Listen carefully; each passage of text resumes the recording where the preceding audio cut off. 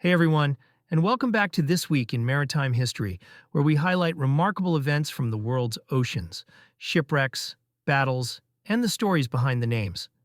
Of course, we begin this week with the most famous shipwreck of all time, the RMS Titanic, which struck an iceberg late on the night of April 14, 1912, and sank in the early hours of April 15th. Titanic was more than a luxury liner. She was a Royal Mail ship, carrying British mail across the Atlantic. But she's remembered because she was unprepared. There were not enough lifeboats for everyone on board. Over 1,500 people died. And yet, from this disaster came significant change. New lifeboat regulations, mandatory radios on passenger ships, and a global reminder of just how vulnerable we are at sea. But Titanic wasn't the biggest loss of life this week. That grim distinction belongs to the MV Goya, a German troop transport sunk on April 16th, 1945, by the Soviet submarine L-3.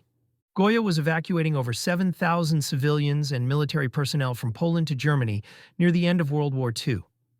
The ship had survived air attacks, but when one of its convoy vessels broke down, Goya was slowed and became a perfect target. Two torpedoes struck the ship. It sank almost instantly, and of the thousands on board, only 183 survived. It remains one of the deadliest maritime disasters in history.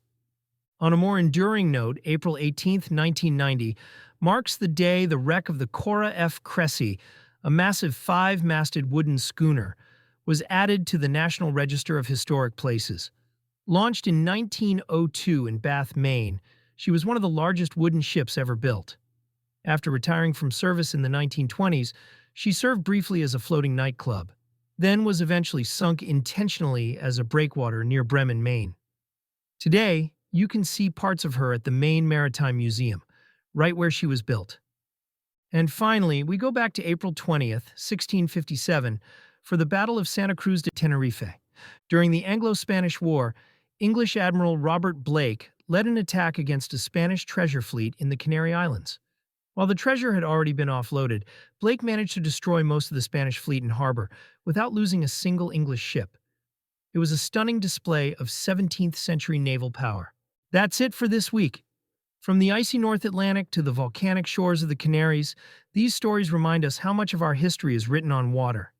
If you enjoyed today's episode, be sure to like, subscribe, and let us know which story stood out to you. And for more details on these ships, head to ShipIndex.org. Until next time, happy sailing!